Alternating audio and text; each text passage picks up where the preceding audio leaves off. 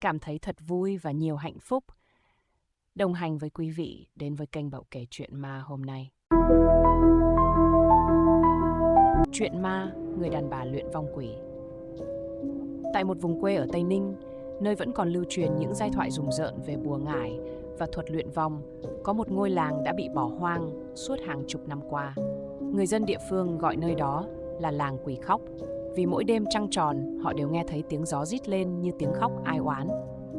Một nhóm sinh viên đại học từ Sài Gòn gồm Đăng, Huy, Uyên và Phương quyết định đến đây để tìm hiểu về những câu chuyện kỳ bí. Họ đang thực hiện một dự án nghiên cứu về tín ngưỡng tâm linh ở miền Nam và Tây Ninh là điểm dừng chân cuối cùng. Khi cả nhóm dò dẫm trong một căn nhà cũ gần giữa làng, họ phát hiện một chiếc giương gỗ mục giấu dưới sàn nhà. Huy háo hức cạy nó ra. Bên trong là một cuốn sách cũ bọc vải đỏ, những dòng chữ viết bằng thứ mực đã phai màu nhưng vẫn còn đọc được. Dù chữ nghĩa lộn xộn, họ vẫn nhận ra đây là một cuốn sách ghi chép về nghi lễ gọi hồn. Uyên đọc lướt qua vài trang và bất chợt rùng mình. Những câu chú kỳ lạ, những hình vẽ rối rắm mô tả cảnh một người phụ nữ mặc áo đỏ thực hiện nghi thức tà thuật. Cuối trang sách là một dòng chữ nhòe nát nhưng vẫn đủ rõ để nhận ra người đàn bà luyện vong quỷ sẽ không bao giờ chết. Khi vong linh của bà ta được gọi về, một kẻ trong nhóm sẽ phải trả giá. Phương bật cười, nói rằng đây chỉ là truyền thuyết cũ kỹ. Nhưng ngay lúc ấy, cánh cửa gỗ trong nhà bỗng sập mạnh dù không có chút gió nào. Cả bốn người giật mình nhìn nhau. Một cơn lạnh buốt sống lưng bất chợt ập đến. Ngoài hiên, một cái bóng mờ ảo đứng lặng lẽ dưới ánh trăng, đôi mắt đỏ rực như lửa. Nó đang nhìn họ. Hơi lạnh từ đâu tràn đến khiến cả bốn người nổi da gà. Đăng là người đầu tiên lao ra hiên nhà, ánh đèn pin trên tay chớp tắt liên tục như bị nhiễu loạn. Cái bóng đứng im một lúc rồi tan biến vào màn đêm. Không ai kịp nhìn rõ nó có hình thù ra sao, chỉ cảm nhận được một sự nguy hiểm tột độ đang len lỏi quanh họ. Uyên nắm chặt cánh tay Phương, giọng run run. Huy cố gắng trấn an cả nhóm, bảo rằng có thể họ chỉ bị ảo giác vì nơi này quá hoang vắng. Nhưng khi quay lại chiếc giương gỗ, cả bốn người tái mặt. Cuốn sách đã biến mất. Căn nhà cũ bỗng trở nên ngột ngạt đến khó thở. Không ai dám nói thêm câu nào, chỉ lặng lặng thu dọn đồ đạc rồi rời đi. Khi về đến khách sạn ở trung tâm Tây Ninh, Đăng nhận ra trên cánh tay mình có một vết bầm tím, giống như ai đó đã cấu véo thật mạnh. Ban đầu, anh nghĩ có thể do va chạm lúc khám phá căn nhà hoang, nhưng càng nhìn kỹ, anh càng rùng mình. Vết bầm có hình một bàn tay nhỏ, những ngón tay in hằn rõ nét trên da thịt. Phương bước ra khỏi phòng tắm, lau mái tóc còn ướt. Cô cau mày khi thấy Đăng cứ nhìn chằm chằm vào cánh tay. Huy bước lại gần, bông đùa vài câu nhưng gương mặt căng thẳng của Đăng khiến anh phải im bặt. Uyên chợt kêu. Phương và Huy quay sang, chỉ thấy cô đứng đờ đẫn trước cửa sổ, đôi mắt mở to hoảng loạn. Ngoài trời đã khuya, ánh đèn đường hắt lên những bóng cây kỳ quái. Nhưng điều đáng sợ là trên tấm kính cửa sổ có một dấu bàn tay mờ ảo, như thể ai đó đã áp sát mặt kính từ bên ngoài. Huy vội vàng mở tung cửa sổ, phóng mắt nhìn xuống đường. Nhưng không có ai ở đó. Không khí trong phòng bỗng trở nên lạnh hơn. 2:33 sáng, Đăng giật mình tỉnh dậy giữa đêm, hơi thở dồn dập. Trong cơn mơ, anh thấy một người phụ nữ mặc áo đỏ đứng trước mặt mình, mái tóc dài che gần hết khuôn mặt. Đôi môi bà ta mấp máy như đang niệm chú. Khi Đăng cố gắng bước lùi lại, bà ta ngẩng đầu lên để lộ hai hốc mắt sâu hắm, đen ngòm. Một bàn tay gầy guộc vươn ra, siết chặt lấy cổ anh. Đăng bật dậy, tim đập loạn xạ. Cổ họng khô khốc như vừa bị bóp nghẹt thật sự. Anh vội bật đèn ngủ, nhìn quanh phòng. Không có ai, nhưng trên tấm chăn anh vừa đắp có một vết cháy nhỏ, giống như ai đó đã đặt một ngọn nến xuống đó rất lâu. Cùng lúc đó, trong phòng bên cạnh, Phương đang run rẩy vì cơn ác mộng giống hệt. Sáng hôm sau, cả nhóm quyết định rời khỏi Tây Ninh. Ngay lập tức, họ không còn muốn tìm hiểu gì thêm về câu chuyện của người đàn bà luyện vong quỷ. Nhưng khi vừa lái xe ra khỏi khách sạn, Uyên bất chợt hét lên. Trên tấm kính chiếu hậu, phản chiếu từ phía sau xe, có một khuôn mặt trắng bệch đang mỉm cười nhìn họ. Chiếc xe lao đi trong màn đêm, bánh xe nghiến chặt xuống mặt đường gồ ghề. Không ai dám quay đầu lại. Hơi lạnh từ phía sau cứ bám giết lấy họ như một cơn gió u ám bủa vây. Đang đạp ga mạnh hơn, đôi tay siết chặt vô lăng đến trắng bệch. Cả nhóm đều cảm nhận được một ánh nhìn đầy tà ác đang dõi theo mình. Uyên ngồi co rúm ở ghế sau, toàn thân run rẩy. Huy liên tục ngoái nhìn qua kính chiếu hậu nhưng không thấy gì ngoài màn đêm dày đặc. Phương lẩm bẩm gì đó, hai tay bấu chặt lấy vạt áo. Hơi thở của cô gấp gáp, đôi mắt mơ hồ như đang lạc vào một thế giới khác. Bất ngờ, xe rung lắc dữ dội như có thứ gì đó đập mạnh vào thùng xe, đang hoảng hốt đạp phanh. Cả nhóm suýt ngã nhào về phía trước. Huy lập tức mở cửa bước xuống kiểm tra. Không có ai cả, nhưng một dấu bàn tay đẫm máu in trên kính xe khiến tất cả chết sững. Đăng lao xuống định xóa đi, nhưng lớp máu vẫn còn ấm và có mùi tanh nồng. Nó chảy xuống theo từng giọt, nhỏ tong tong trên mặt đường nhựa. Tiếng rên khe khẽ vang lên từ đâu đó trong bóng tối. Cả nhóm nhìn nhau, rồi cùng lúc quay đầu về phía rừng cây ven đường. Có ai đó đang đứng ở đó. Một cái bóng cao gầy, tóc dài phủ kín mặt, mặc một bộ áo đỏ rách nát, đang lặng lẽ dõi theo họ. Bàn tay Đăng run rẩy, cơ thể anh đông cứng. Uyên hét lên và lùi lại, đập mạnh vào cửa xe. Huy nhanh chóng kéo cô vào trong, còn Đăng cũng lập tức trèo lên ghế lái, đạp ga thật mạnh. Chiếc xe rít lên, lao đi với tốc độ kinh hoàng. Nhưng cái bóng vẫn đứng đó, không hề di chuyển. Rồi, một giọng nói vang lên, nhỏ nhẹ nhưng lạnh lẽo như gió mùa đông. Các người không thể thoát. Cả 4 người gần như nghẹt thở. Họ không ai dám nói gì suốt quãng đường còn lại. Nhưng cơn ác mộng vẫn chưa kết thúc. Họ về đến Sài Gòn vào rạng sáng. Mỗi người đều kiệt sức nhưng không ai dám đi ngủ. Đăng mở cửa phòng trọ, bật đèn lên nhưng ánh sáng nhấp nháy như có gì đó đang nhiễu loạn. Không khí trong phòng đột nhiên ngột ngạt lạ thường. Uyên vào nhà vệ sinh rửa mặt. Khi ngẩng lên, cô tái mét. Trong gương, cô thấy một bóng người mặc áo đỏ đứng ngay sau lưng mình. Uyên hét lên, lao ra khỏi nhà vệ sinh, toàn thân run rẩy. Huy và Phương vội chạy đến, hỏi dồn dập nhưng cô không thể nói được gì. Chỉ tay về phía cánh cửa kính mờ đục. Nhưng khi họ nhìn vào trong, không có ai cả. Đăng đập mạnh tay xuống bàn. Chuyện này không thể tiếp diễn nữa. Anh kéo ghế ngồi xuống, giọng trầm hẳn đi. Chúng ta phải tìm cách chấm dứt chuyện này. Huy gật đầu, dù vẫn chưa biết phải làm gì. Nhưng Phương thì tái mặt, cúi gằm xuống. Tớ nghĩ, tớ biết phải làm gì rồi. Cô nuốt khan rồi run rẩy kể lại. Khi họ ở trong căn nhà hoang tại Tây Ninh, trước khi cuốn sách biến mất, cô đã kịp đọc một đoạn ghi chép về nghi lễ triệu hồi vong hồn. Nếu họ vô tình mở cánh cửa cho người đàn bà đó quay lại, thì cách duy nhất để ngăn chặn là phải quay về nơi đó và hoàn tất nghi lễ phong ấn. Uyên ôm đầu tuyệt vọng. Nghĩa là chúng ta phải quay lại đó sao? Không ai nói gì, nhưng họ biết họ không còn lựa chọn nào khác. Bên ngoài cửa sổ, một đôi mắt đỏ rực đang dõi theo họ, chờ đợi. Từng cơn gió lạnh quất mạnh vào cửa kính, tạo thành những âm thanh rin rít ghê rợn. Đèn trong phòng cứ chập chờn, tắt phụt rồi lại sáng lên, như thể có ai đó đang trêu đùa với bóng tối. Đang thở hắt ra, siết chặt bàn tay để kiềm chế cơn run rẩy. Anh nhìn những người bạn của mình, đôi mắt họ ánh lên nỗi sợ hãi không thể che giấu. Nhưng hơn ai hết, tất cả đều hiểu rằng họ không còn đường lui. Nếu không quay lại căn nhà hoang ở Tây Ninh để kết thúc mọi chuyện, thì cái bóng đỏ đó sẽ mãi đeo bám họ đến tận cùng. Phương lật lại mấy trang giấy cô đã chụp lại trong cuốn sách bí ẩn trước khi nó biến mất. Nét chữ cũ kỹ viết bằng mực đen, loang lổ theo thời gian, nhưng vẫn đọc được vài đoạn quan trọng. Chúng ta cần 4 vật để hoàn thành nghi lễ phong ấn. Một nhành liễu, một hũ muối biển, một cây nến trắng và một vật liên quan đến người đã khuất. Cả nhóm im lặng. Không khó để tìm 3 món đầu tiên, nhưng vật cuối cùng mới thực sự đáng sợ. Phương nuốt khan rồi tiếp tục đọc. Nếu không thể lấy được di vật, có thể thay thế bằng máu của người đã mở cánh cửa quỷ môn. Mọi ánh mắt lập tức đổ dồn về Uyên. Cô tái mặt. Thế nào? Uyên chính là người đã mở cuốn sách trong căn nhà hoang, là người đầu tiên chạm vào nó. Dù không ai nói ra, nhưng trong thâm tâm, tất cả đều hiểu rằng cô chính là người kết nối với thực thể kia. Bên ngoài, gió vẫn rít lên từng hồi. Phương hít sâu rồi nói chậm rãi. Chúng ta chỉ cần nhỏ một ít máu vào vòng phong ấn. Nếu thành công, linh hồn đó sẽ bị giam cầm vĩnh viễn. Nhưng nếu thất bại, cô không nói tiếp nữa. Nhưng ai cũng hiểu hậu quả sẽ kinh khủng đến mức nào, không còn lựa chọn nào khác. 3 giờ sáng, chiếc xe của Đăng lại lao đi trong đêm tối, hướng về Tây Ninh. Hai bên đường, bóng cây lướt qua như những bàn tay khẳng khiu vươn ra từ bóng tối. Không ai nói gì, không ai dám quay đầu lại. Nhưng ở hàng ghế sau, Uyên cảm nhận được một hơi thở lạnh buốt phả vào gáy mình.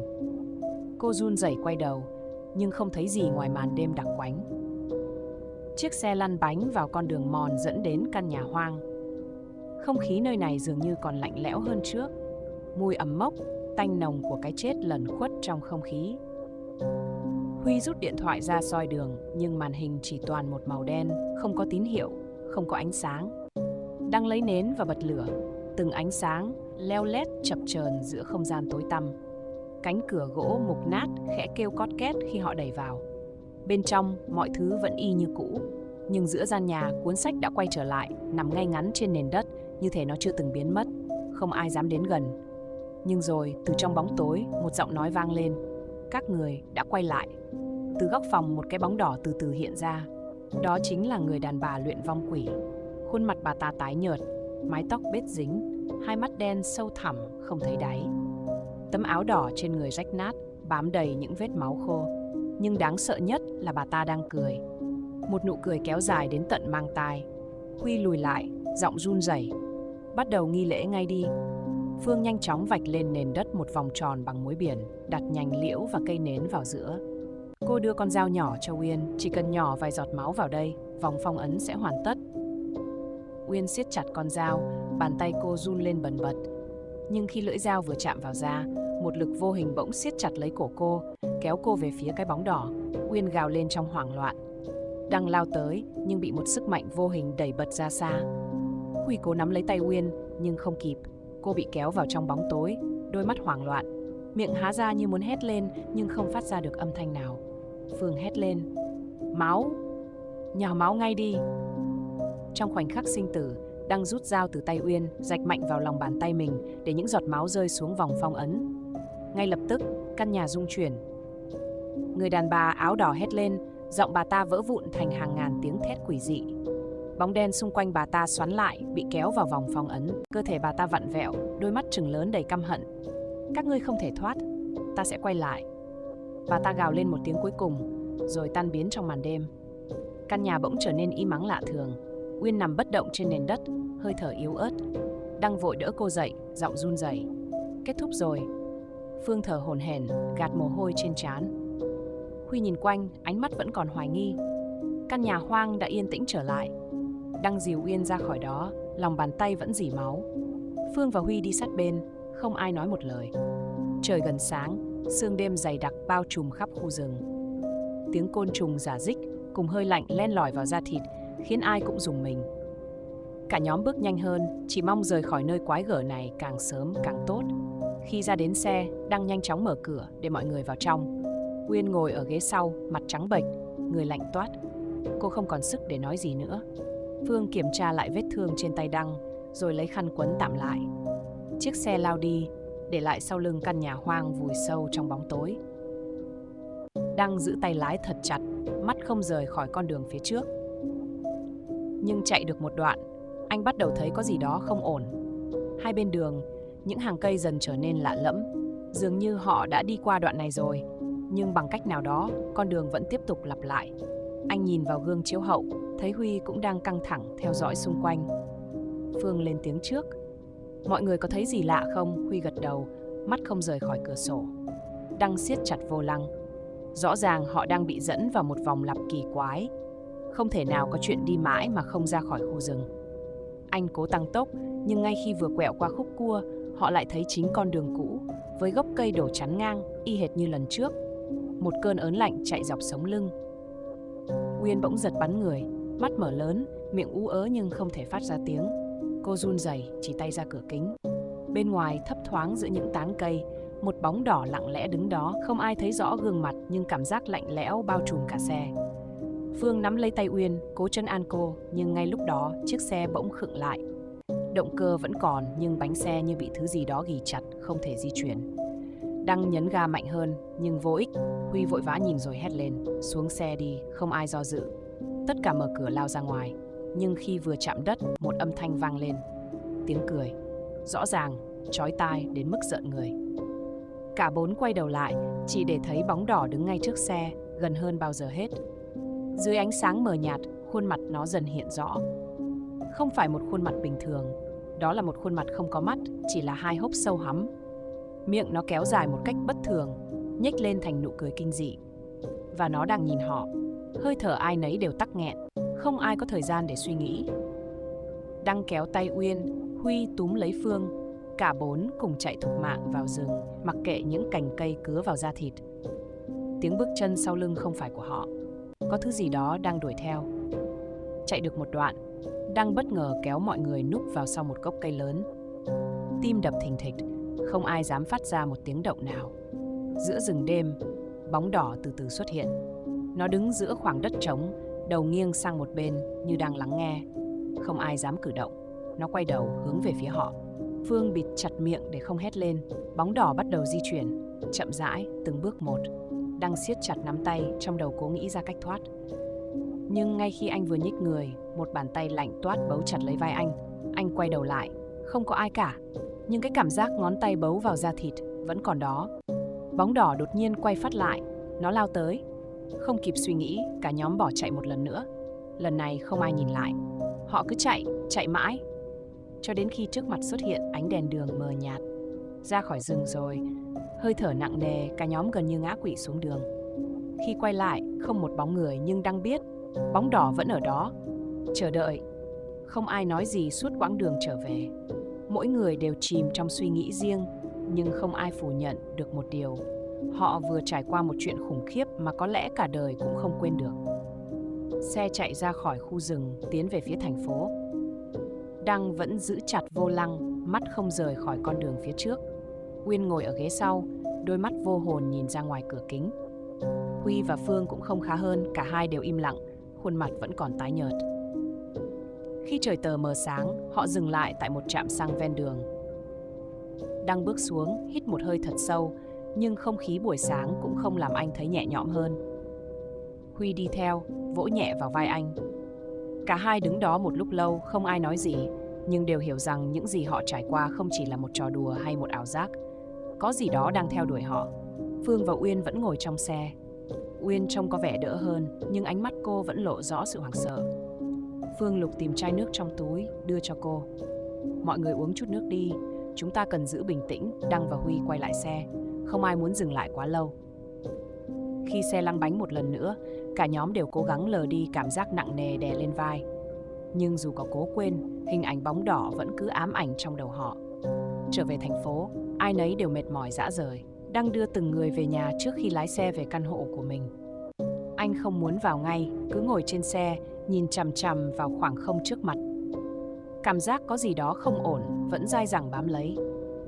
Uyên bước vào nhà, nhưng ngay khi đóng cửa lại, cô bỗng cảm thấy một luồng hơi lạnh chạy dọc sống lưng. Căn phòng quen thuộc, nhưng hôm nay có gì đó rất lạ. Cô bật đèn, cố gắng trấn an bản thân rằng tất cả đã kết thúc. Nhưng khi cô đi ngang qua gương, một cái bóng mờ thoáng qua. Cô dừng lại, quay người nhìn thẳng vào gương. Không có gì. Phương trở về nhà, khóa chặt cửa rồi vội vã tắm rửa. Cô muốn rửa sạch mọi thứ còn bám trên người, mong rằng cảm giác sợ hãi sẽ trôi đi theo làn nước. Nhưng khi nước chảy xuống, cô chợt cảm thấy có gì đó không đúng. Nhìn xuống sàn, nước dưới chân cô dần chuyển sang màu đỏ. Cô hoảng hốt lùi lại, nhưng ngay lúc đó, từ trong gương phòng tắm, một gương mặt trắng bệch hiện ra, nhìn thẳng vào cô. Tiếng hét vang lên trong đêm tối. Tiếng hét của Phương vang lên, rồi đột ngột im bặt. Cô lảo đảo lùi lại, tim đập thình thịch. Mặt nước trong bồn tắm vẫn trong veo, không hề có vệt máu nào. Cô nhìn chằm chằm vào gương, gương mặt mình tái mét, hai bàn tay run rẩy. Cửa phòng tắm bật mở, Uyên xuất hiện với vẻ mặt hốt hoảng. Sao vậy? Cậu ổn không? Phương hít một hơi thật sâu, cố gắng ổn định nhịp thở. Cô lắc đầu, nhìn sang Uyên, ánh mắt đầy lo lắng. Mình thấy một thứ gì đó trong gương, giống như một gương mặt trắng bệch đang nhìn mình. Nhưng khi chớp mắt, nó biến mất. Uyên không nói gì, chỉ khẽ nắm lấy tay bạn. Không cần phải giải thích nhiều, cả hai đều hiểu rằng mọi thứ chưa chấm dứt. Trong lúc đó, đang ngồi trong phòng khách, bật đèn sáng trưng. Anh cảm thấy mệt mỏi nhưng không dám ngủ. Huy nhắn tin cho anh chỉ vỏn vẹn một dòng, có gì đó không đúng. Đang nhìn chằm chằm vào điện thoại. Câu nói này quá quen thuộc vì chính anh cũng cảm nhận y hệt. Gió bên ngoài thổi mạnh, làm cửa sổ rung lên bần bật. Không gian trở nên nặng nề, tĩnh lặng đến đáng sợ. Điện thoại của Đăng chợt rung lên, nhưng khi anh nhìn vào màn hình, không có ai gọi cả. Anh rời khỏi ghế, tiến đến cửa sổ. Phía bên ngoài, đèn đường lập lòe, bóng tối trải dài khắp con phố. Nhưng khi nhìn kỹ hơn, anh thấy một bóng người đứng ngay dưới cột đèn, bất động. Người đó mặc một bộ đồ đỏ, mái tóc dài xõa xuống che gần hết khuôn mặt. Cả thân hình như chìm trong bóng tối, chỉ có đôi mắt sáng quắc, nhìn chằm chằm lên cửa sổ của anh. Đang cảm thấy tim mình đập mạnh hơn. Anh lùi lại một bước, cố gắng trấn tĩnh. Nhưng khi quay lại nhìn lần nữa, bóng dáng đó biến mất. Huy cũng đang trải qua chuyện tương tự. Khi anh đứng trong bếp rót nước, bóng đèn trên trần bỗng chập chờn. Cả căn phòng trở nên mờ ảo, như thể có một lớp sương mỏng bao phủ. Anh quay lưng lại, bỗng cảm thấy có ai đó đứng ngay sau mình. Nhưng khi xoay người, chẳng có ai cả.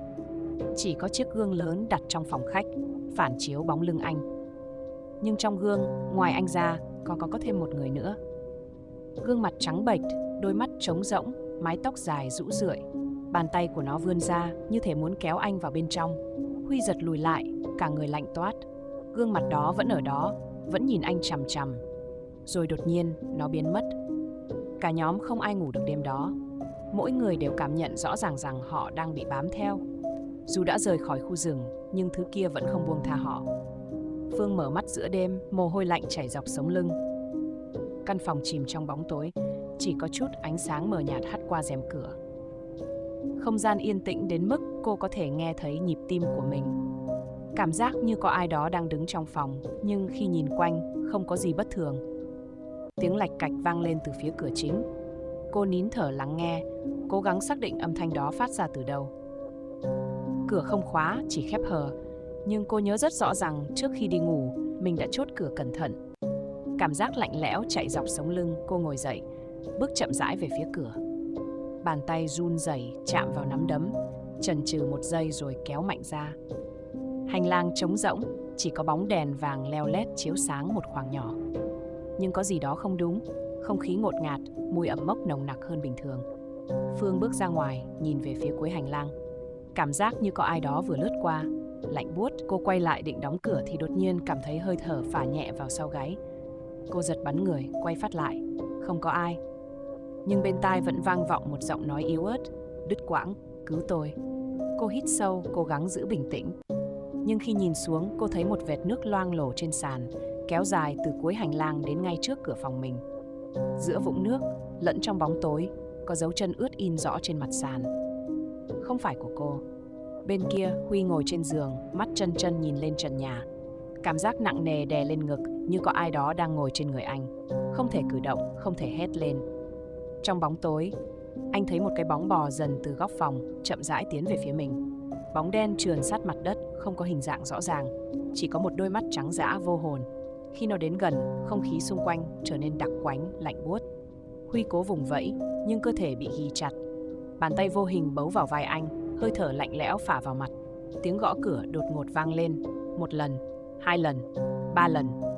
Tất cả biến mất. Cơ thể anh đột nhiên nhẹ bẫng. Huy bật dậy thở hổn hển. Mồ hôi ướt đẫm áo. Huy ngồi thẳng dậy, mắt vẫn hướng về phía cửa. Căn phòng im lặng đến nghẹt thở. Anh áp tai vào cánh cửa, lắng nghe.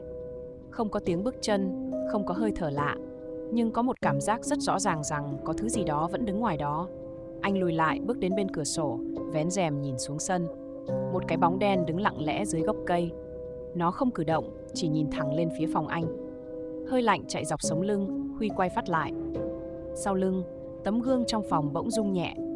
Anh nhìn chằm chằm vào hình ảnh phản chiếu của mình. Trong gương, phía sau lưng anh, có ai đó vừa thoáng qua. Một cái bóng mờ, không rõ hình dạng. Bên kia, Phương vẫn chưa ngủ lại được. Cô ngồi co người trên giường, mắt nhìn ra cửa. Dấu chân ướt trên sàn đã biến mất, nhưng cảm giác có ai đó vừa đứng đó vẫn rõ ràng. Cô vừa lấy điện thoại, mở danh bạ nhưng rồi lại tắt đi. Nói với ai bây giờ? Tiếng nước chảy vang lên trong nhà vệ sinh. Phương giật mình, đứng dậy từng bước chậm rãi tiến đến. Cô không nhớ mình cứu tôi. Phương lùi lại, bàn tay bấu chặt vào khung cửa. Giọng nói như đến từ rất xa, nhưng lại vang vọng trong đầu cô, từng chữ như găm vào óc. Cánh cửa nhà vệ sinh khẽ lay động, như có ai đó vừa khép lại. Cô đưa tay đẩy cửa, đèn nhấp nháy liên tục. Tiếng nước vẫn chảy, bên trong không có ai. Nhưng trên mặt gương có một dấu tay ướt in rõ, không phải của cô. Hơi thở cô trở nên gấp gáp. Cô giật mạnh cửa, chạy ra ngoài. Trên tường hành lang, bóng đèn vàng yếu ớt bỗng phụt tắt. chỉ còn lại bóng tối. Bên ngoài, gió rít qua khe cửa sổ. Cây cối lay động. Dưới sân, cái bóng đen vẫn đứng yên, nhìn lên. Nhưng lần này, nó đã ngẩng đầu lên cao hơn và đôi mắt sáng quắc trong đêm tối. Huy không thể chợp mắt. Anh rời khỏi giường, bật đèn, cố gắng tìm chút cảm giác an toàn. Nhưng ánh sáng không làm dịu đi nỗi bất an. Gương mặt trong gương của anh có gì đó sai sai, như thể đang cười nhạt dù miệng vẫn giữ nguyên. Anh bước tới gần, nhấc tay chạm vào mặt gương. Hình phản chiếu không làm theo. Cổ họng nghẹn lại, tay chân tê dần.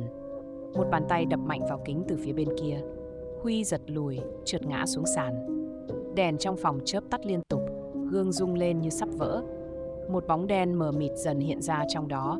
Hai hốc mắt sâu hoắm nhìn thẳng vào anh. Hơi thở dồn dập, Huy bò ngược về phía giường, tay vớ lấy điện thoại. Nhưng màn hình chỉ hiển thị những vệt nhiễu đen trắng, rồi dòng chữ kỳ lạ, chớp lóe liên tục. Nó đang đến. Cùng lúc đó, bên kia, Phương co người trong góc phòng, mắt vẫn dán vào khoảng tối hành lang. Cô có cảm giác ai đó đang đứng ở đó rất lâu rồi, nhưng không thể nhìn thấy. Bóng đèn trên trần chập chờn, tiếng gió rít qua khe cửa, như ai đó thì thầm sát bên tai. Cánh cửa từ từ mở ra, dù không có ai chạm vào. Cô nín thở, lùi lại, sống lưng chạm vào tường. Ngoài hành lang trống rỗng, nhưng có thứ gì đó không nhìn thấy được đang tiến vào. Không khí trong phòng lạnh buốt. Hơi thở cô đông lại thành khói trắng. Dưới sân, bóng đen vẫn đứng đó, nhưng đã tiến gần hơn một chút. Nó không còn là một cái bóng mờ nhạt nữa. Bóng tối xung quanh nó như đang quấn lấy mọi thứ, nuốt trọn ánh sáng yếu ớt từ những ngọn đèn ven đường. Huy chớp mắt, hình ảnh trong gương biến mất, chỉ còn lại chính anh với gương mặt tái nhợt. Mồ hôi lạnh dịn đầy lưng áo. Anh vội quay đi, nhưng cảm giác bất an vẫn đè nặng. Điện thoại trong tay vẫn hiển thị những dòng chữ quái dị rồi bỗng nhiên tắt ngấm. Không gian trở lại yên lặng, nhưng yên lặng theo một cách khác, như thể tất cả âm thanh đã bị hút sạch. Ở đầu dây bên kia, Phương run rẩy bấm số Huy. Cô cần xác nhận rằng anh vẫn ổn. Từng hồi chuông vang lên nhưng không ai bắt máy. Cô đứng lên, tiến ra cửa, khẽ khàng mở nó ra một khe nhỏ.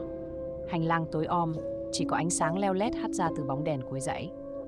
Tường loang lổ, những vết ẩm đen, mùi ẩm mốc sộc lên.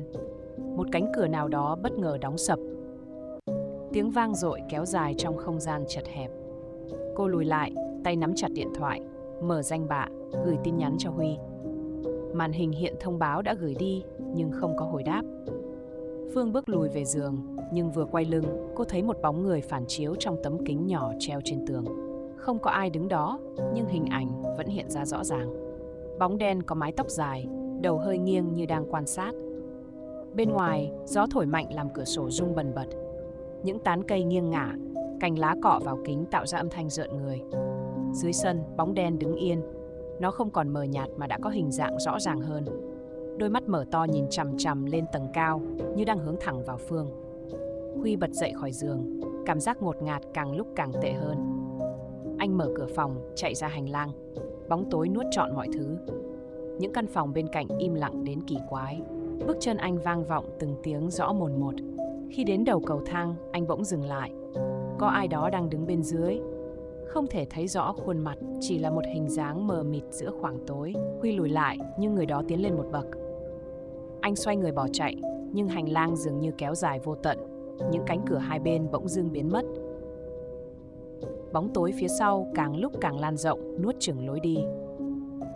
Phương cũng đang cố gắng gọi cho Huy lần nữa, nhưng màn hình chỉ hiển thị lỗi. Cô nhìn lại vào tấm kính treo trên tường. Bóng người không còn phản chiếu trong đó nữa, nhưng cảm giác có ai đó đang đứng sát sau lưng vẫn không biến mất. Hơi thở lạnh ngắt phả vào gáy, tiếng thì thầm, khe khẽ vang lên nhưng không rõ lời. Dưới sân, bóng đen chợt ngẩng đầu lên cao hơn, một nụ cười nhợt nhạt lộ ra trên khuôn mặt trắng bệch. Phương cố giữ bình tĩnh, mắt vẫn dán chặt vào tấm kính trên tường. Hình phản chiếu của cô đứng yên nhưng có gì đó không đúng. Ánh mắt trong gương không trùng khớp với ánh mắt cô ngoài đời. Cô nháy mắt, hình ảnh trong gương không nháy theo. Cô lùi lại, nhưng hình ảnh vẫn bất động, đôi môi chậm chậm nhếch lên một nụ cười nhợt nhạt. Tiếng động từ bên ngoài vọng vào. Gió rít qua cửa sổ, kéo theo từng cơn lạnh thấu xương. Chiếc rèm mỏng lay động nhẹ, phía sau là bóng người thấp thoáng. Cô không dám tiến lại gần, chỉ khẽ khàng dịch chân về phía cửa ra vào. Bàn tay run rẩy đặt lên nắm cửa, xoay mạnh. Cửa không nhúc nhích. Tiếng cười khẽ vang lên sau lưng, không lớn nhưng đủ để làm cô đông cứng. Một bàn tay lạnh ngắt chạm vào vai cô. Huy lao qua hành lang, hơi thở gấp gáp. Tòa nhà dường như thay đổi, lối đi kéo dài vô tận. Cửa sổ hai bên hành lang mờ đục, bên ngoài chỉ là một màu đen sâu thẳm. Dưới chân cầu thang, bóng người vẫn đứng đó, từng bước chậm rãi tiến lên. Dáng vẻ mơ hồ nhưng đôi mắt thì sáng quắc bám chặt lấy Huy. Anh dừng lại, đảo mắt tìm lối thoát. Cánh cửa gần nhất bỗng bật mở. Một khoảng tối đen hun hút hiện ra. Không có thời gian suy nghĩ, anh lao vào trong, đóng sập cửa lại. Xung quanh tối om, không gian chật hẹp, mùi ẩm mốc bủa vây. Phía sau cánh cửa, tiếng bước chân vang vọng. Bên trong căn phòng nhỏ, không khí nặng nề đến nghẹt thở. Bỗng từ trong bóng tối, một tiếng thở dài khe khẽ vang lên. Không phải của anh. Phương không quay đầu lại, nhưng cảm giác rõ ràng có thứ gì đó đang đứng ngay sát phía sau. Bàn tay trên vai cô từ từ siết chặt. Làn da lạnh buốt như băng khiến sống lưng cô cứng đờ. Cô nhắm chặt mắt, tim đập dữ dội. Bên ngoài cửa sổ, bóng đen kia vẫn đứng bất động. Nó ngẩng mặt lên, nụ cười méo mó kéo dài hơn nữa. Căn phòng chìm trong tĩnh lặng, nhưng sự tĩnh lặng đó còn đáng sợ hơn bất cứ tiếng động nào. Một hơi thở nữa vang lên, lần này gần hơn. Cánh cửa sau lưng Huy rung lên từng hồi. Tiếng gõ đều đặn, chậm rãi, không ai lên tiếng. Nhưng cảm giác có thứ gì đó ở ngay sát phía bên kia không thể chối bỏ. Hơi lạnh tràn vào khe cửa. Huy lùi lại, lưng chạm vào tường. Tiếng gõ cửa ngừng lại. Một khoảng im lặng kéo dài. Huy nín thở lùi sâu vào bóng tối. Cánh cửa hé mở để lộ một khe nhỏ. Bên ngoài hoàn toàn im mắng. Không còn tiếng bước chân, không có dấu hiệu của bất kỳ ai. Anh chần chừ, mắt căng ra nhìn qua khe hở. Hành lang trước mặt trống trơn. Ánh đèn mờ nhạt hắt xuống nền gạch, kéo dài những vệt bóng kỳ lạ. Huy cố gắng lắng nghe, nhưng ngoài nhịp tim dồn dập của chính mình, không có gì khác. Anh đẩy cửa rộng hơn một chút rồi nhanh chóng bước ra. Hành lang giờ đây dài hơn trước, hai bên tường dán đầy những bức ảnh cũ. Anh không nhớ đã từng nhìn thấy chúng. Những gương mặt mờ nhòe, đôi mắt như đang theo dõi. Có vài bức ảnh bị xé nát, để lộ mảng tường loang lổ phía sau. Một bức trong số đó thu hút sự chú ý của anh. Người trong ảnh quay lưng, mái tóc dài che kín khuôn mặt. Nhưng Huy có cảm giác mình đã từng thấy dáng vẻ đó ở đâu đó trước đây. Phương nắm chặt lấy tay mình, cố gắng kiềm chế cơn run rẩy. Cô vẫn đứng nguyên một chỗ, không dám quay đầu. Bàn tay lạnh lẽo trên vai vẫn không buông ra. Cảm giác ngột ngạt mỗi lúc một tăng. Cô nhắm mắt khẽ hít một hơi sâu, rồi bất ngờ giật mạnh người về phía trước. Không có gì giữ cô lại. Phương vấp ngã, bàn tay chống xuống sàn. Cô quay phắt người. Phía sau hoàn toàn trống không. Nhưng khi ngẩng lên, hình ảnh trong gương vẫn đứng đó. Cô không di chuyển nhưng bóng trong gương thì có. Nó nghiêng đầu, môi mấp máy như đang nói điều gì đó, nhưng không có âm thanh nào phát ra. Cửa sổ đột ngột bật mở. Gió thổi mạnh làm tấm rèm tung lên, để lộ cái bóng quen thuộc đứng ngay ngoài khung kính. Không còn khoảng cách, không còn lớp kính chắn, nó ở ngay đó. Huy bước nhanh hơn, muốn rời khỏi hành lang càng sớm càng tốt. Nhưng dường như mỗi bước chân đều kéo dài thêm con đường phía trước. Anh nhìn xuống chân. Những viên gạch dưới nền không còn nguyên vẹn. Có chỗ nứt toác, có chỗ bị đục lỗ như ai đó cố tình khoét sâu xuống. Một tiếng cười khe khẽ vang lên từ đâu đó. Không có ai xung quanh, nhưng âm thanh đó đến rất gần. Huy quay đầu lần này, bức ảnh người phụ nữ tóc dài không còn quay lưng nữa. Khuôn mặt bây giờ đối diện anh, một đôi mắt sâu thẳm, một nụ cười méo mó. Tất cả những bức ảnh còn lại trên tường cũng thay đổi. Những gương mặt trong ảnh đều quay về phía anh, nụ cười cứng nhắc như thể bị ép buộc.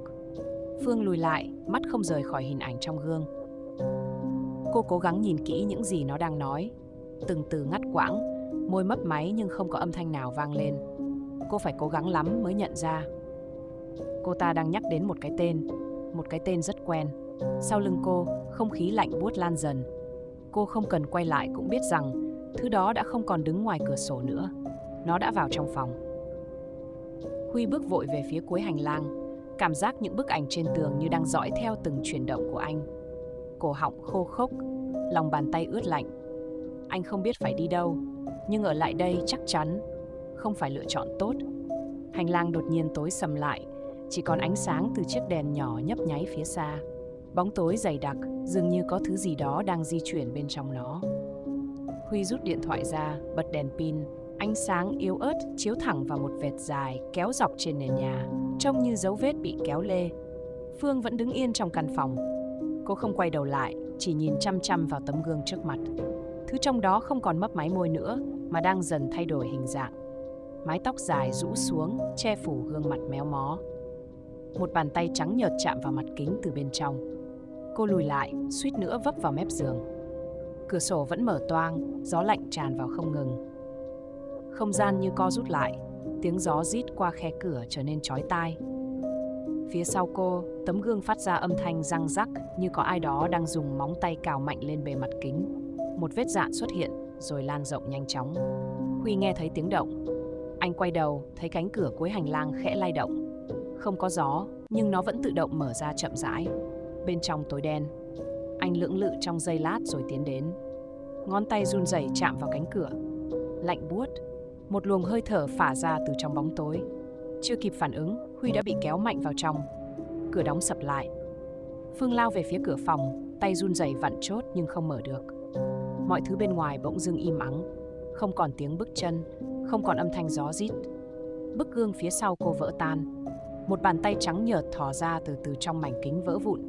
Rồi một khuôn mặt chậm rãi ngẩng lên, đôi mắt trống rỗng nhìn thẳng vào cô. Hơi lạnh từ chiếc gương vỡ phả thẳng vào mặt Phương, khiến cô không thể cử động. Đôi mắt trống rỗng kia vẫn nhìn chằm chằm vào cô, không chớp. Cô muốn hét lên nhưng cổ họng nghẹn cứng. Mảnh gương dưới chân khẽ xê dịch, như thể có thứ gì đó đang trườn ra ngoài. Bên kia cánh cửa, Huy cảm thấy mọi thứ xung quanh tối đen như bị nhấn chìm trong một khoảng không vô tận. Anh cố gắng mò mẫm trong bóng tối nhưng vô ích. Bỗng một bàn tay lạnh ngắt bấu chặt lấy cổ tay anh.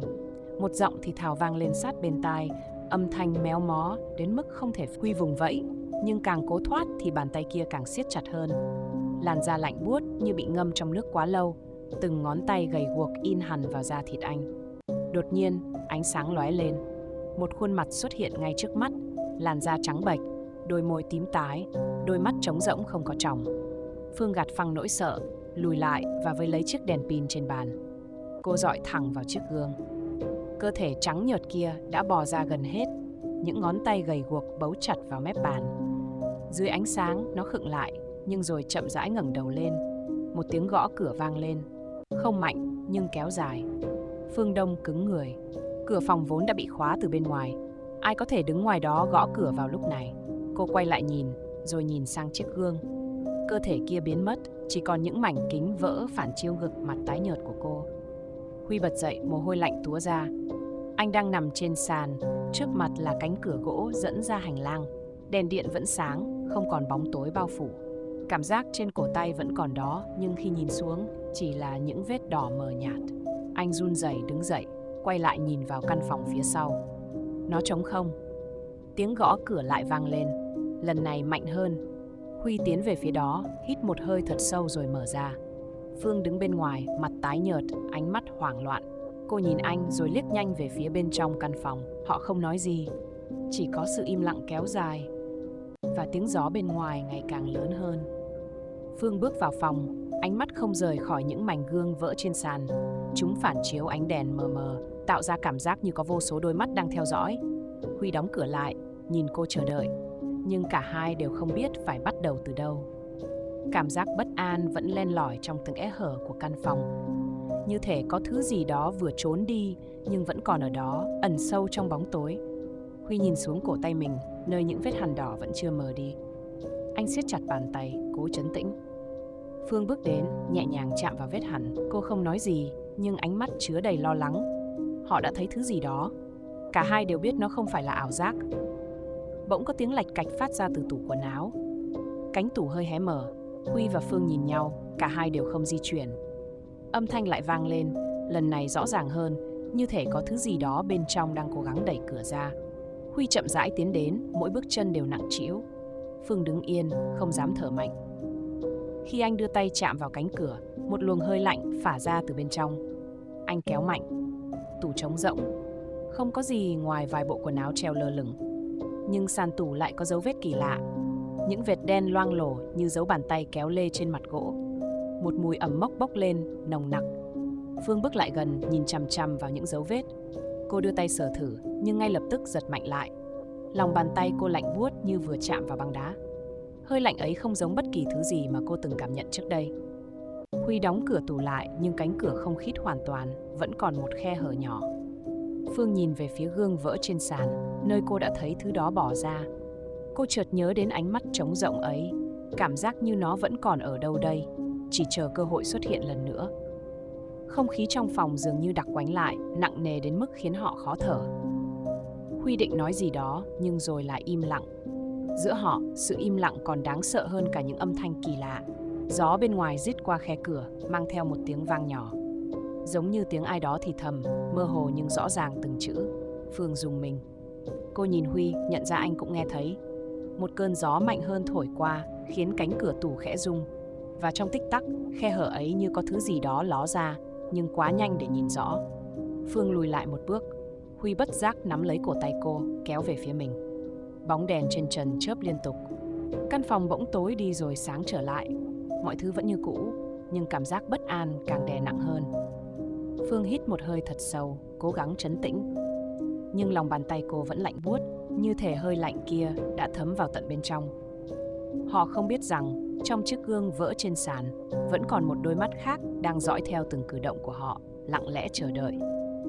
Huy chậm rãi bước lùi lại, tay vẫn nắm chặt cổ tay Phương. Cả hai không ai nói gì, chỉ có hơi thở nặng nề và tiếng gió rít ngoài cửa sổ. Chiếc gương vỡ trên sàn không còn phản chiếu hình ảnh bình thường nữa. Những mảnh vụn sáng lên lờ mờ dưới ánh đèn chớp tắt, như thể có thứ gì đó đang ẩn trong đó, trực chờ trồi lên lần nữa. Phương nuốt khan, lùi lại sát mép giường. Huy cúi xuống, nhặt một mảnh gương nhỏ. Khi ánh sáng phản chiếu, anh thoáng thấy một thứ gì đó mờ mờ bên trong. Nó không phải là hình ảnh của chính mình, cũng không phải là Phương. Mắt anh trợn lên, lập tức ném mảnh gương ra xa. Nó rơi xuống sàn, xoay vài vòng trước khi dừng lại. Hình ảnh bên trong biến mất, nhưng cảm giác nặng nề vẫn đè lên bầu không khí. Phương nhìn quanh rồi bước tới tủ quần áo. Cô mở toang cánh cửa, ánh mắt dán chặt vào nền gỗ.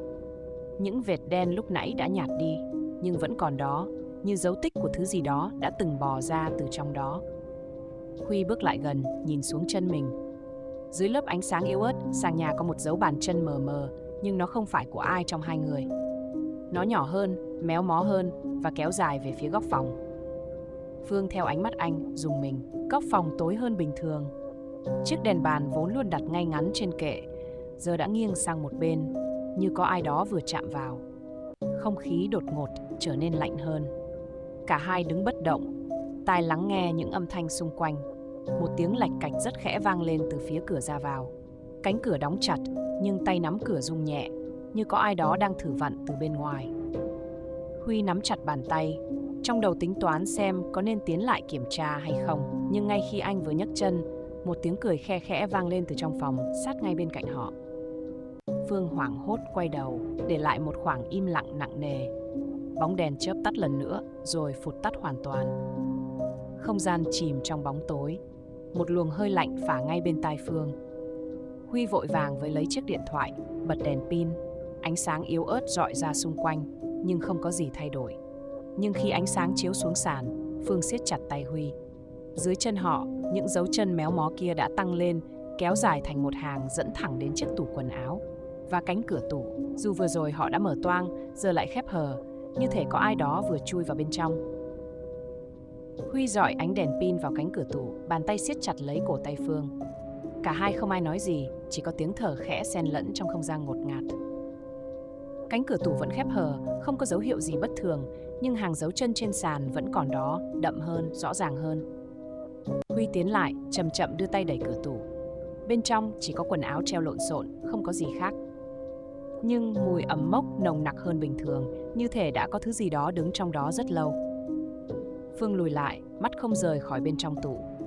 Ánh sáng điện thoại chiếu lên góc tủ, nơi ván gỗ có một vết xước dài, kéo từ trên xuống như bị cào vào nhiều lần. Huy khựng lại, nhìn kỹ hơn. Trên nền vết xước, một đường nứt mỏng chạy dọc theo thành gỗ, đủ lớn để lọt vừa một ngón tay. Anh do dự trong giây lát rồi đưa tay chạm vào. Cảm giác lạnh lẽo thấm vào đầu ngón tay, như thể bên trong không phải là tấm ván gỗ bình thường mà là một bề mặt khác, sâu hơn. Phương nín thở, lùi thêm một bước. Không gian dường như trùng xuống, như có thứ gì đó đang theo dõi họ. Huy rút tay lại, lùi ra xa. Cánh cửa tủ vẫn mở, nhưng có cảm giác như nó vừa bị ai đó đụng vào. Khe cửa rộng hơn một chút. Đột nhiên một tiếng gõ nhẹ vang lên. Không phải từ cánh cửa phòng, cũng không phải từ bên ngoài. Nó phát ra từ bên trong tủ. 3 tiếng gõ, chậm rãi và dứt khoát. Huy đóng sầm cánh cửa lại, lùi nhanh về phía Phương. Cả hai đứng bất động, không ai dám lên tiếng. Bóng tối trong phòng vẫn đặc quánh, chỉ có ánh sáng từ chiếc điện thoại lay lắt trên sàn. Không có thêm tiếng động nào nữa, nhưng cảm giác nặng nề vẫn bao trùm. Phương kéo Huy về phía giường, thấp giọng thì thầm. Chúng ta ra khỏi đây đi. Huy gật đầu với lấy chìa khóa trên bàn. Nhưng ngay khoảnh khắc anh quay người, một tiếng động nhỏ vang lên từ trong tủ. Không phải tiếng gõ nữa, mà là tiếng ván gỗ kêu răng rắc, như thể có ai đó đang cử động bên trong. Hơi lạnh tràn ra từ khe cửa tủ. Cánh cửa không còn đứng yên nữa, nó khẽ rung lên, như có một bàn tay vô hình đang đẩy nhẹ từ bên trong. Huy nắm chặt cổ tay Phương kéo ra phía cửa, nhưng vừa đặt tay lên nắm cửa thì cả căn phòng như chao đảo. Cánh cửa tủ bật mở, một luồng khí lạnh buốt tràn ra. Hơi lạnh như bám chặt lấy da thịt khiến hai người rùng mình. Phương quay đầu lại, mắt mở lớn. Trong bóng tối phía sau cánh tủ có một bàn tay khẳng khiu thò ra. Những ngón tay gầy guộc, tím tái. Không ai kịp phản ứng, bàn tay ấy đã khẽ động đậy như muốn túm lấy thứ gì đó. Không ai lên tiếng. Huy siết chặt chìa khóa, cố vặn nhưng cửa không nhúc nhích. Phương đập mạnh vào cánh cửa, hơi thở gấp gáp. Bàn tay kia co lại, những ngón tay cào nhẹ lên nền gỗ. Âm thanh cọt kẹt vang lên, không nhanh cũng không chậm, đều đặn như đang cố tình kéo dài. Một thứ gì đó đang bò ra khỏi tủ, bóng tối như đặc quánh lại. Huy giật mạnh cửa thêm lần nữa, lần này ổ khóa kêu lách cách nhưng vẫn không mở. Bên trong tủ có tiếng rít khe khẽ, như âm thanh của móng tay cào vào vải. Cái bóng mờ mờ trong tủ cử động, đôi mắt sâu hoắm ánh lên một thứ gì đó lạnh lẽo. Phương run rẩy lùi sát vào tường. Huy đưa tay che chắn trước mặt cô, lùi từng bước về phía cửa. Cái bóng kia nhô dần ra, bờ vai gầy guộc, mái tóc dài lòa xòa che khuất khuôn mặt. Nó bò ra khỏi tủ, động tác chậm rãi nhưng dứt khoát. Hơi lạnh ngày một dày đặc. Tiếng cọt kẹt của sàn gỗ nghe rõ mồn một. Huy không chần chừ thêm, cúi người nhặt chiếc điện thoại dưới sàn, chia ánh sáng về phía bóng đen. Nhưng ngay khoảnh khắc ánh sáng chạm vào, căn phòng bỗng chốc yên lặng. Cái bóng biến mất, cánh cửa tủ vẫn mở nhưng trống rỗng, không còn bàn tay nào thò ra, cũng không còn tiếng động lạ nào. Huy lướt ánh sáng khắp phòng, vẫn không thấy gì. Phương níu chặt lấy tay anh, giọng lạc đi. Nó đâu rồi? Cả hai đứng yên, lắng nghe. Ngoài hành lang hoàn toàn tĩnh lặng. Nhưng rồi ngay dưới chân họ, sàn gỗ rung nhẹ. Có gì đó đang bò ngay bên dưới sàn nhà. Sàn nhà rung nhẹ, từng nhịp ngắt quãng, như thể có thứ gì đó đang di chuyển ngay bên dưới. Huy nín thở, kéo Phương lùi ra xa, mắt dán chặt xuống nền gỗ. Một âm thanh nhỏ vang lên, như tiếng móng tay cào vào gỗ. Không rõ nó đang bò về hướng nào, nhưng mỗi lúc một gần hơn. Căn phòng bỗng trở nên ngột ngạt, như thể có một lớp không khí dày đè nặng lên cả hai. Phương siết chặt tay Huy, từng ngón tay lạnh ngắt. Huy cắn chặt môi, nhìn quanh tìm lối thoát. Cửa vẫn khóa, cửa sổ cũng đã đóng kín. Sàn nhà rung mạnh hơn. Một tấm ván dưới chân bất chợt nảy lên, khe hở lộ ra một khoảng tối mờ mịt. Một thứ gì đó đang cố chui lên từ bên dưới. Phương lùi vội về phía góc phòng, nhưng chưa kịp phản ứng, một bàn tay xám ngoét đã thò ra từ kẽ hở. Những ngón tay dài, co quắp, bấu chặt lấy mép sàn. Huy không chần chừ, nắm lấy chiếc đèn pin trên bàn, lao tới đập mạnh vào bàn tay đó. Một tiếng rít khẽ vang lên, nhưng bàn tay kia không buông ra. Ngược lại, nó còn siết chặt hơn, móng tay bấu sâu xuống gỗ, khiến từng thớ gỗ nứt ra từng mảnh nhỏ. Kẽ hở dưới sàn nới rộng hơn. Một mảng tóc đen rối bời lộ ra, rồi một khuôn mặt trắng bệch từ từ nhô lên. Đôi mắt trống rỗng, tối đen như hố sâu, nhìn thẳng về phía hai người. Không kịp suy nghĩ, Huy kéo mạnh Phương về phía cửa. Cánh cửa rung lên dữ dội, như có ai đó đang đập từ phía bên ngoài. Một tiếng cười khe khẽ vang lên ngay sát bên tai, vọng ra từ dưới sàn nhà. Huy quay phát lại, nhưng không còn thấy khuôn mặt kia đâu nữa. Sàn nhà vẫn nứt toác, nhưng thứ bên dưới đã biến mất. Không gian im lặng đến mức có thể nghe được tiếng tim đập. Phương run rẩy nhìn Huy, môi mấp máy như muốn nói gì đó nhưng không thành lời. Tiếng bước chân nhỏ vang lên từ phía sau, chậm rãi, kéo dài, như thể có ai đó đang tiến lại gần. Tiếng bước chân mỗi lúc một gần. Huy quay đầu nhưng không thấy ai, chỉ có ánh đèn mờ trên trần đang chớp tắt liên tục, tạo ra những khoảng tối chập chờn trong phòng. Cảm giác có ai đó đứng ngay phía sau, nhưng khi quay lại vẫn không thấy gì. Phương nắm chặt cánh tay Huy, ngón tay lạnh buốt. Không khí đặc quánh như có thứ gì đó đang len lỏi khắp căn phòng. Tấm ván sàn vẫn nứt hở, nhưng không còn dấu vết của thứ vừa bò lên. Mọi thứ yên ắng, nhưng lại có cảm giác bất an bao trùm. Huy kéo Phương sát vào mình, mắt hướng về phía cửa. Tiếng bước chân đã ngừng lại, nhưng sự hiện diện của thứ kia vẫn còn đó. Đột nhiên, cánh cửa tủ trong góc phòng bật mở.